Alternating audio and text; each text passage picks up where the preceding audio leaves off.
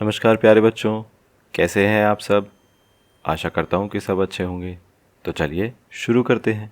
आज हम करेंगे वर्कशीट नंबर 90। ये हमारी इंग्लिश की वर्कशीट होने वाली है 17 अक्टूबर 2020 की।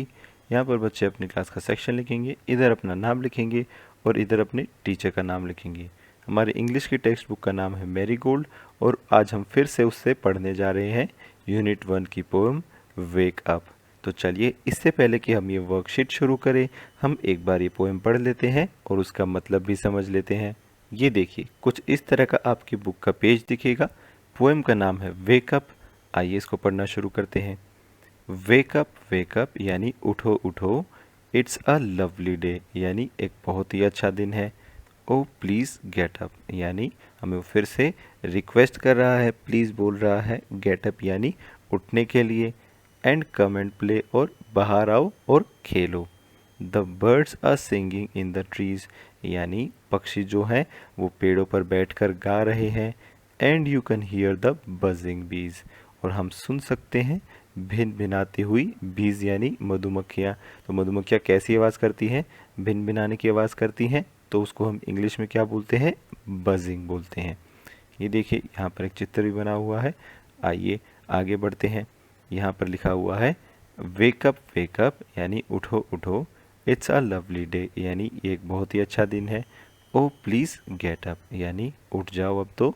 एंड कम एंड प्ले और आओ और हमारे साथ खेलो। It's much too late to lie in bed यानी अब तो बेड में लेटे लेटे भी काफ़ी देर हो चुकी है।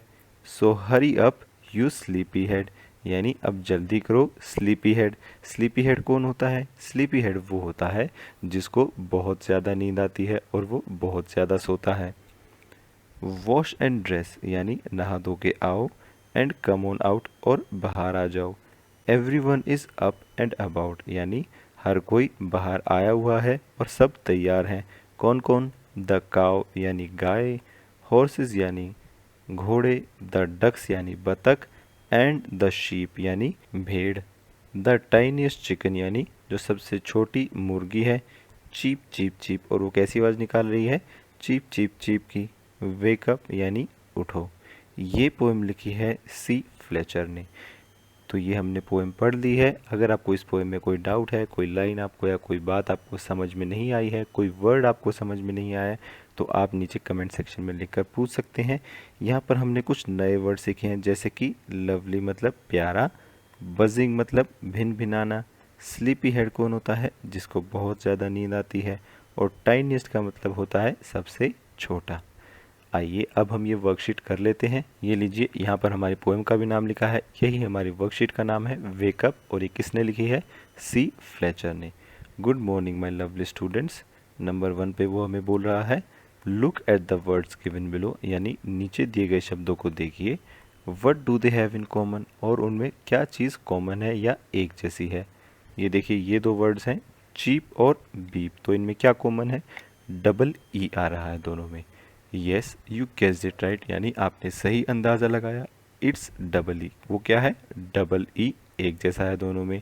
That is present in both these words यानी ये डबल ई दोनों शब्दों में है, चीप और beep. Now right 4 words which have double E in them यानी अब हमें कोई ऐसे 4 शब्द लिखने हैं जिसमें डबल ई आता हो। तो आइए कोई ऐसे 4 शब्द हम लिख देते हैं।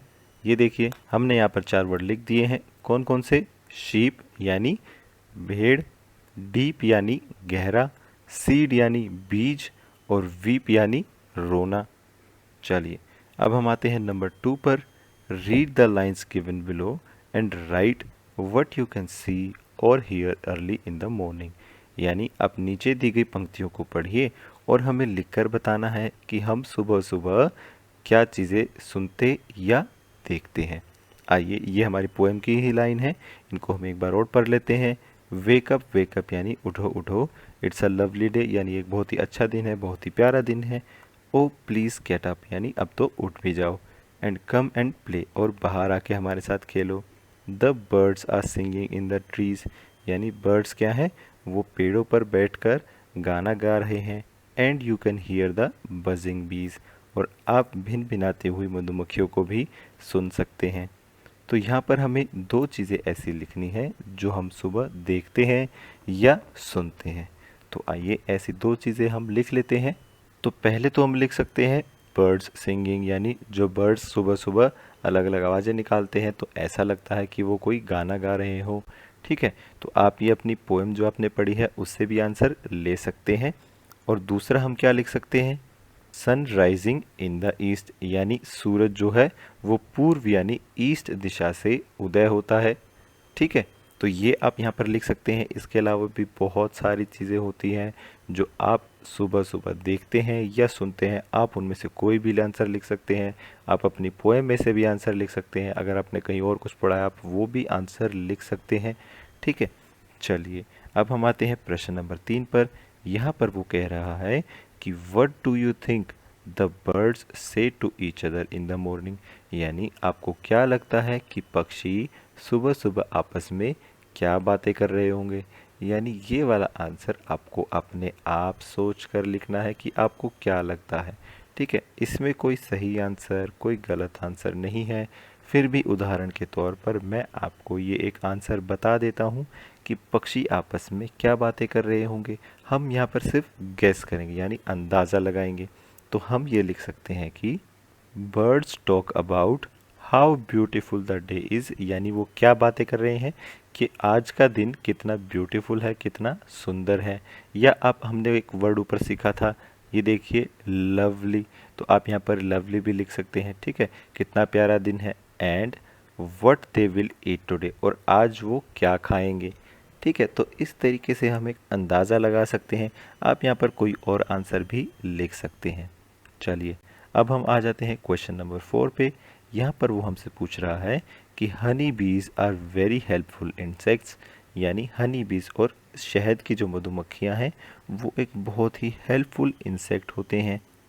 Do you know that they help to pollinate plants, यानी क्या आपको पता है कि वो प्लांट्स को पॉलिनेट करने में मदद करते हैं, यानी एक पौधे से दूसरा पौधा बनाने में मदद करते हैं। दे ऑल्सो मेक हनी, और वो शहद भी बनाते हैं। And live in a hive, hive का मतलब होता है एक छत्ता, और वो कहाँ रहते हैं, वो एक छत्ते में रहते हैं। बीज have 2 pairs of wings and can fly, यानी बीज के पास 2 पेयर होते हैं। पेयर का मतलब होता है जोड़ा, यानी टोटल मिलाकर कितने विंग्स यानी पंख हो गए उनके, 4 पंख हो गए। ठीक है, 2 पेयर्स का मतलब क्या होता है, 4, क्योंकि एक पेयर में 2 होते हैं तो 2 पेयर में कितने हो गए, 4 हो गए, और वो उड़ भी सकते हैं। Now let us try to fill in the blanks, यानी नीचे दिए गए खाली जगहों को हमें भरने की कोशिश करनी है। तो यहाँ पर लिखा हुआ है बीज आर हेल्पफुल, तो आगे हम क्या लिख सकते हैं, इंसेक्ट्स। बीज क्या है, इंसेक्ट्स हैं, कीड़े हैं। ये देखिए इधर लिखा हुआ है इंसेक्ट्स, तो आप ये अपने आंसर में लिख सकते हैं कि बीज आर हेल्पफुल इंसेक्ट्स। अगला क्या है, बीज हेल्प टू डैश प्लांट्स, यानी पौधे की किस में मदद करते हैं, पोलिनेशन में, पोलिनेट करने में मदद करते हैं। पोलिनेट का क्या मतलब होता है कि एक पौधे से नया पौधा बनाना। और क्या है, बीज लिव इन अ हाइव, तो यहाँ पर हम हाइव लिख देंगे। हाइव का मतलब होता है छत्ता, तो यानी बीज कहाँ रहती हैं, छत्ते में रहती हैं। और यहाँ पर नीचे एक और रोचक चीज़ बता रखी है कि मधुमक्खियों के छत्ते में 25,000 से लेकर 1 लाख तक मधुमक्खियाँ एक साथ रहती हैं। यानी अगर आप एक मधुमक्खी का छत्ता देखें तो उसमें कम से कम 25,000 से लेकर 1 लाख मधुमक्खियाँ तक रह सकती हैं। आज की क्लास यहीं ख़त्म होती है। अगर आपके कोई डाउट्स हैं तो आप नीचे कमेंट सेक्शन में पूछ सकते हैं। कल फिर मिलेंगे, कुछ नया सीखेंगे। तब तक के लिए थैंक यू एंड जय हिंद।